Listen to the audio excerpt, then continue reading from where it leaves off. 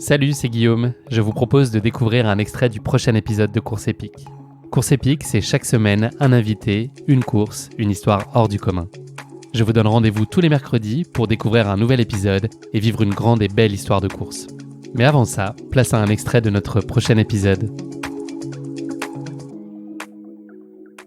Il s'est manifesté à quel moment cet intérêt là pour la route et puis à quel point la distance marathon, tu lui as apporté un intérêt ou peut-être même une fascination. Est-ce que ça a toujours été pour toi, comme pour plein de gens, une distance mythique ? C'était une distance mythique, mais pas pour moi.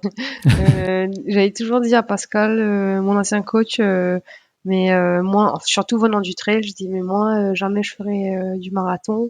42 km sur la route, c'est lent, c'est monotone en plus, alors qu'en trail, on voit toujours défiler des paysages, ça monte, ça descend, on est en nature. Je dis marathon, jamais. Et voilà, aujourd'hui, je vais au JO sur marathon. Il est beau le résultat. Et c'est vrai que c'est un chemin qui n'est pas forcément le plus courant. On voit souvent des athlètes de route qui ensuite évoluent vers le trail. C'est vrai que dans ce sens-là, c'est moins commun peut-être. Après, j'ai été surtout motivée de base à aller chercher le record national en fait de l'île Maurice. C'est comme ça que j'ai dévié sur la distance. En fait, j'avais déjà le record du 10 000 mètres piste, du 5 000 mètres piste, du 10 km route, du semi-marathon. Et il restait, c'était tous des vieux records de 25-30 ans. Il restait le marathon, qui était un record à 2h45 et qui datait de 30 ans. Et Pascal, il m'avait dit, si on prépare un petit peu le marathon, tu peux le faire, c'est dans tes cordes, sans trop compromettre la saison de trail.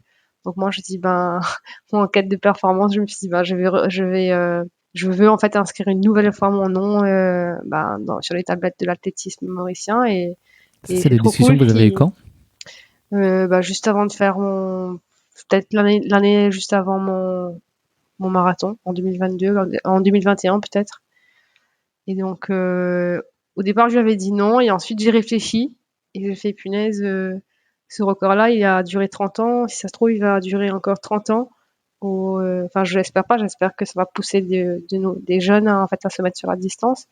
Et je me suis dit, en fait, c'est l'occasion de re-inscrire son nom dans l'histoire de l'athlétisme.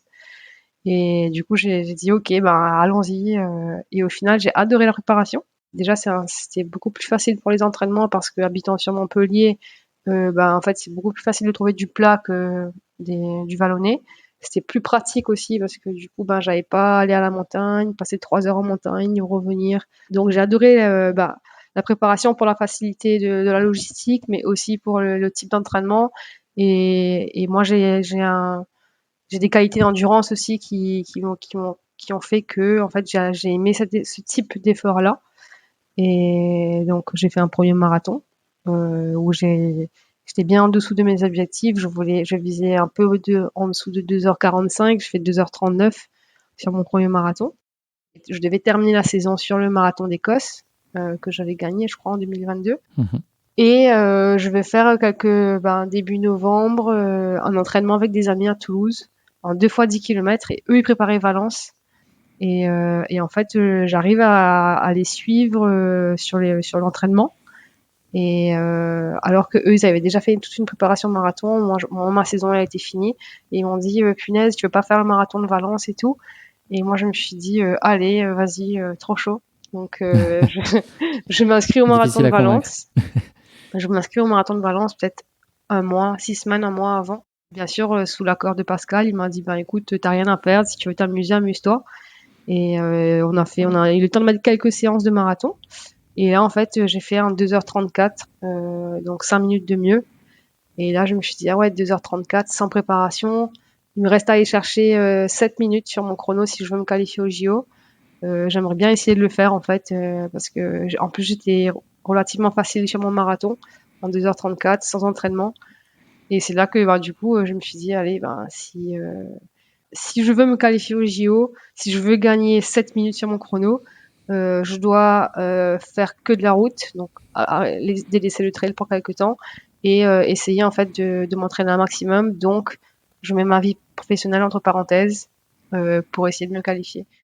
Toi, ton rapport à l'olympisme, c'est quoi ? Est-ce que c'est une forme d'accomplissement absolu aussi dans la réalisation sportive ? Absolu, je dirais que moi, j'avais jamais pensé aux Jeux. avant parce que comme je faisais du trail, tu peux pas aller aux Jeux en faisant du trail. Et ensuite, je me suis toujours dit oui. Par contre, on se fait véhiculer cette idée-là aussi. C'est vrai, il y a pas de sommet, il y a pas plus haut que les Jeux Olympiques en fait comme événement en termes de. Et aussi, c'est tellement difficile de se qualifier pour y aller que c'est juste le summum.